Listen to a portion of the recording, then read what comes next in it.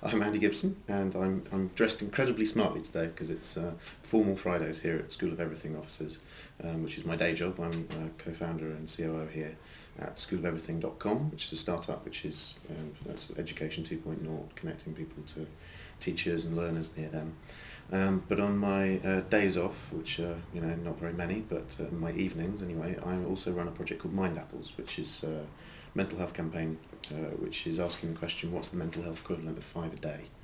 And we're just a voluntary project. There's about 8 of us who are working on it at the moment, and we're sort of the aim of it is not to provide sort of an answer to the question. There's a lot of things out there at the moment which are kind of, people of Britain, here are 5 things that you should do. And we're actually more interested in taking the bottom-up, sort of grassroots approach to it.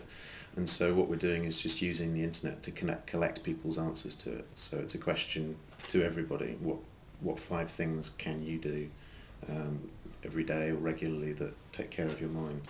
I guess the point of it's partly to help people become more aware of the fact that we have mental health. It doesn't necessarily have to be when it goes wrong that we notice it. We can actually take better care of it now and be conscious of the fact that we have minds and we can look after them the same way that we look after our bodies.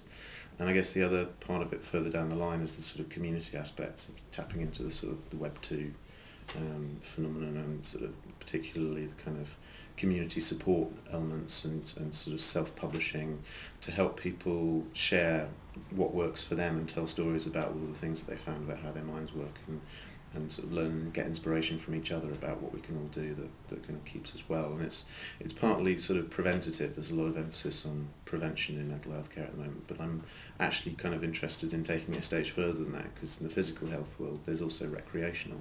So you can play football or eat an apple because it's good for you, but you can also do it because you like it. And it feels like there's a whole load of things that people are telling us that they're doing. We've had about 1,000 responses already, which just are actually fun, and the kind of ways that we can take care of ourselves that are actually really positive and make our lives better. So we're just trying to tell stories about that and see where it leads, but I think it could be very interesting. And how are you doing this? Free tools at the moment. My background's sort of in technology, but I'm not a coder. I'm more interested in taking the tools that are already out there. The internet is the platform. So we're using WordPress blog and SurveyMonkey just to get us started. I've got a friend who's working on a Ruby on Rails kind of version of the survey, which is going to have a bit more viral functionality in it. And I've got potentially some kids who are going to be building us a Facebook and Bebo app on their kind of their project work at school, and got a design MA student who's working on kind of logos and all kinds of things like that. So yeah, at the moment we're all free tools, but we're also using like Flickr to post photos. If you tag any photo on Flickr and use the word Mindapples in the tags, then it will appear on our stream of photos that are good for your mind. And if you use hashtags or @Mindapples, so #Mindapples or @Mindapples on Twitter, then we'll collect all of that for if you notice that you're doing something that you feel is good for you. So we're trying to think of as many ways that people can engage with it as possible, really, and just use everything that's out there, because there's so much that we can do now to communicate with each other and play. Just to give you an example of the kind of things people are saying, because I think that's quite funny, that we've had all kinds of different people saying things like, people advising that they find it works if they don't screen their calls, if they just answer things at the time, that helps them stay up, and people who kind of plan out little walking journeys and think about things on their way to work, and that helps to sort of frame their day.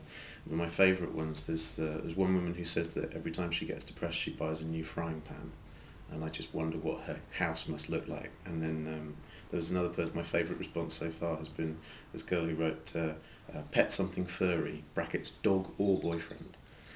And but basically the idea of it is you can go onto the site and everybody can take the test, and that's at mindapples.org. And so you take the test and it's all free, it's very quick to do, but it just makes you think a bit, and then you can browse all of the other responses that are there. Like I say, we've got about 1,000 responses now, which means we can kind of get some press coverage, but we really want it to go much bigger, and so the more support you can now forward it to your friends and tell everyone about it, and help us help everybody to realise that we have minds.